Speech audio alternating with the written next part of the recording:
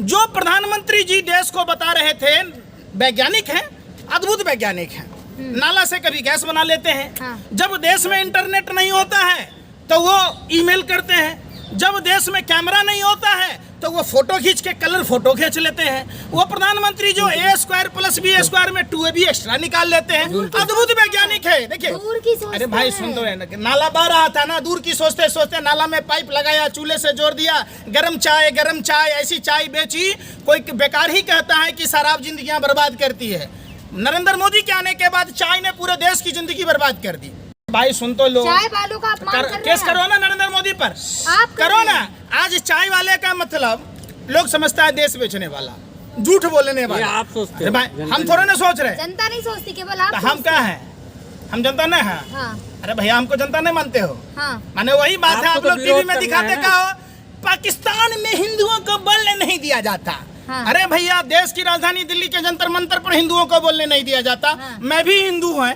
आप कोई किसी को अगर शक हो तो हमको पैंट खोलवा के चेक करवा लो, हमारा खतना नहीं हो रखा। हमको भी नहीं बोलने दिया जाता जंतर मंतर पर। सवाल उठाए जा रहे हैं, मणिपुर पर चर्चाएं हो रही है, लेकिन देश के संसद में नहीं हो रहा। लिखो, सब लिखो। देश की संसद में क्या नहीं हो रहा? बात नहीं हो रही है मणिपुर पर। कौन करेगा बात? ये जवाबदेही किसकी है? सरकार की है, प्रधानमंत्री की है। प्रधानमंत्री जी क्या कह रहे हैं? मन की बात। अरे भाई, जली को आग कहते हैं, बुझी को राख कहते हैं। जिस बकवास को सुनकर देश की जनता का हाल बेहाल हो जाए, उसे मोदी जी की मन की बात कहते हैं। तो मन की बात नहीं करिए, काम की बात कीजिए। 9 साल हो गए प्रधानमंत्री जी, मन की बात अगर आप किए होते तो आज नाती पोता वाले होते। मोदी जी अगर वादे के सच्चे होते तो मोदी जी के भी बच्चे होते, पोता पोती में खेलते, मोर में या तोता में क्यों खेलते?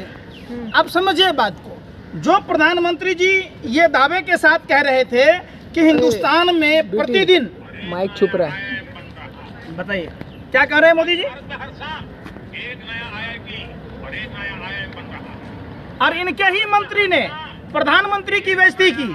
प्रधानमंत्री जी, ये तो बताओ कि 5 साल में एक भी IIT IIM नहीं बना। तो इतना बड़ा झूठा प्रधानमंत्री, विश्व का त्रिलोकी फेंकेश्वर, तीनों लोक में इतना बड़ा झूठ बोलने वाला प्रधानमंत्री आज तक न पैदा लिया और न पैदा लेगा। इतना बड़ा झूठा न कोई था, न कोई है और न कोई रहेगा। सिर्फ नरेंद्र मोदी जी रहेंगे। जो नरेंद्र मोदी जी डेली IIM बनाने की बात कहते, IIT बनाने की बात कहते, उनके ही मंत्री सुभाष सरकार ने साफ साफ लिखित में दिया है कि 5 साल में एक भी IIT IIM नहीं बना।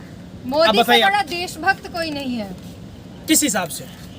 देशभक्ति की परिभाषा क्या है? सावरकर का सम्मान करना क्या देशभक्ति है? और जिस सावरकर के नाम पर अंडमान पोर्ट का नाम दिया गया, हवा के आंधिये में उड़ गया।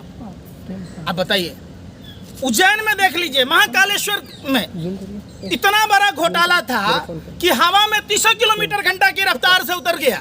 जो प्रधानमंत्री जी देश को बता रहे थे, वैज्ञानिक हैं, अद्भुत वैज्ञानिक हैं। नाला से कभी गैस बना लेते हैं। जब देश में इंटरनेट नहीं होता है तो वो ईमेल करते हैं। जब देश में कैमरा नहीं होता है तो वो फोटो खींच के कलर फोटो खींच लेते हैं। वो प्रधानमंत्री जो a² + b² में 2ab एक्स्ट्रा निकाल लेते हैं। अद्भुत वैज्ञानिक है। देखिए, अरे भाई सुन दो, नाला बह रहा था ना, दूर की सोचते सोचते नाला में पाइप लगाया, चूल्हे से जोड़ दिया, गरम चाय ऐसी चाय बेची। कोई बेकार ही कहता है कि शराब जिंदगियां बर्बाद करती है। नरेंद्र मोदी के आने के बाद चाय ने पूरे देश की जिंदगी बर्बाद कर दी। ऐसा चाय वाला, अब पता नहीं चाय में अफीम वाला क्या बेचता, क्या बेचता। अरे भाई सुन तो लो, चाय वालों का अपमान कर रहे हैं। केस करो ना नरेंद्र मोदी पर, आप करो ना। आज चाय वाले का मतलब लोग समझता है देश बेचने वाला, झूठ बोलने वाला। आप सोचते हैं भाई, हम थोड़ा ना सोच रहे, जनता नहीं सोचती, केवल आप। हम क्या है? हम जनता नहीं है। अरे भैया, हमको जनता नहीं मानते हो। माने वही बात है, आप लोग टीवी में दिखाते क्या हो, पाकिस्तान में हिंदुओं को बोलने नहीं दिया जाता। अरे भैया, देश की राजधानी दिल्ली के जंतर मंतर पर हिंदुओं को बोलने नहीं दिया जाता। मैं भी हिंदू हूँ। आप कोई किसी को अगर शक हो तो हमको पैंट खोलवा के चेक करवा लो, हमारा खतना नहीं हो रखा। हमको भी नहीं बोलने दिया जाता जंतर मंतर पर। क्या कहा जाता? पाकिस्तान में हिंदुओं को बोलने नहीं दिया जाता, पाकिस्तान में हिंदुओं को खाना नहीं मिलता। अरे भैया, आज 22 साल से हम दिल्ली में रह रहे, कभी आज तक नहीं देखा कि दिल्ली के किसी गलियों में बोलने के लिए पुलिस का पहरा लगा हो। ऐसा निकम्मा निठल्ला प्रधानमंत्री, ऐसा झूठा प्रधानमंत्री जो डेली, अरे सुन तो ले, अरे हम कह रहे हैं, इसका अपना मंत्री कह रहा है, हम कह रहे हैं, हम कह रहे हैं, जाइए ना सुभाष सरकार पर केस कीजिए। लोकतंत्र के मंदिर में उसने कहा कि 5 साल में एक भी IIT IIM नहीं बना। अरे वाह, आप उस पर नहीं केस कीजिएगा क्योंकि आपका मंत्री है। आप कहिए ना, केस कीजिए ना रामदास अठावले पर, जिसने कहा कि म्यांमार से हथियार आते हैं। इनका विधायक कह रहा है कि मणिपुर के हिंसा के पीछे भाजपा नेताओं का हाथ है। आप केस कीजिए ना उस पर, आप केस कीजिए ना। क्यों नहीं कर रहे रामदास अठावले पर, जो आपके ही भी मंत्रालय में मंत्री हैं? खुश है मन की बात से, और आप ऐसी मन की बात से जो सौदाबेन नहीं खुश हैं, तो आप खुश हो गए? फिर पर्सनल, हमने तो आपको कुछ कहा नहीं, आपके पर्सनल गया। मैं तो बोला, अरे भाई वो भी देश की नागरिक है, महिला नागरिक है, उनको भी इंसाफ मिलना चाहिए। क्या वो यशोदाबेन भारत की नागरिक नहीं है? पाकिस्तान की नागरिकता है उनके पास, उनके पास भी देश की नागरिकता है। वो देश की बेटी है, देश की बहू है, अब तो पूरे भारत की बहू कहलाएंगे क्योंकि प्रधानमंत्री की पत्नी भारत की बहू, नहीं तो क्या है बताओ? अब उनको इंसाफ नहीं मिला, तकलीफ नहीं तो कौन बोला नहीं तकलीफ है? अरे उनको तो नरेंद्र मोदी जी की जब माँ मर गई, नरेंद्र मोदी जी मुंडन तक नहीं कराए हिंदू रीति रिवाज से, अंतिम संस्कार का पालन नहीं किया। फिर पर्सनल, आप सब कुछ पर्सनल है। मणिपुर की हिंसा पर नहीं बोल रहे तो उनका पर्सनल इशू है, वो नहीं बोल रहे, नहीं बोल रहे, ये तो मतलब थोड़ा ना हुआ। संसद में विपक्ष बोलने नहीं दे रहा है। क्यों नहीं बोलने दिया जा रहा है? देखिए, देश में पहली बार ऐसा हुआ कि राष्ट्रीय पार्टी के राष्ट्रीय अध्यक्ष जो दलित समाज से आते हैं, उनकी आवाज को बंद कर दिया गया, उनको नहीं बोलने दिया गया। माने आज भी ये सामंतवादी सोच के लोग हैं कि एक दलित सांसद को संसद में बोलने नहीं दिया जा रहा है, एक दलित आदमी को घोड़े पर नहीं चढ़ने दिया जा रहा है, मूछें नहीं रखने दी जा रही है, घर से पानी नहीं पीने दिया जा रहा है। कैसा है? इसमें मोदी जी की क्या गलती? मोदी जी की क्या गलती?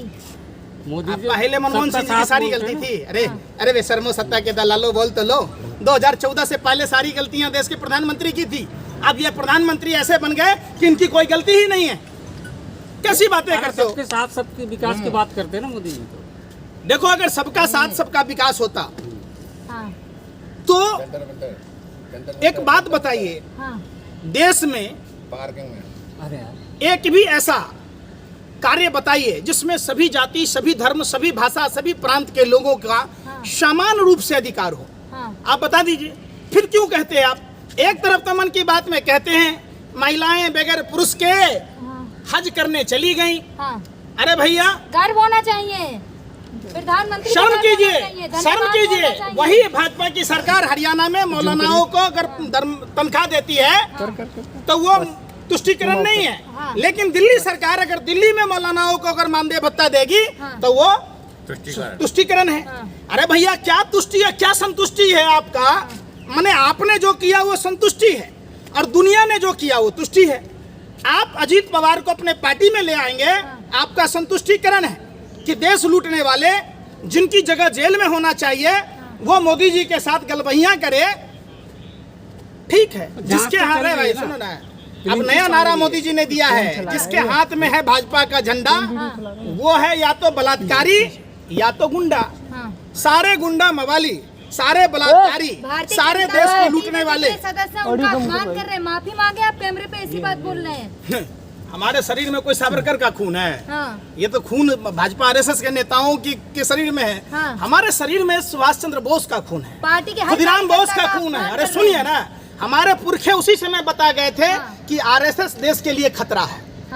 ये तो आप लोगों की गलती है कि आप लोग उस पर बात नहीं माने। अगर आपने सरदार पटेल की बात मानी होती, भगत सिंह जी की बात मानी होती, अशफाकुल्ला खां की बात मानी होती, सुभाष चंद्र बोस की बात मानी होती, अगर आप लोगों ने भाजपा पर भरोसा नहीं किया होता, आरएसएस पर भरोसा नहीं किया होता, तो आज देश के साथ इतना बड़ा धोखा तो नहीं होता। कांग्रेस ये जो चुनाव है, ये मौका है, देश बचा लो मौका है।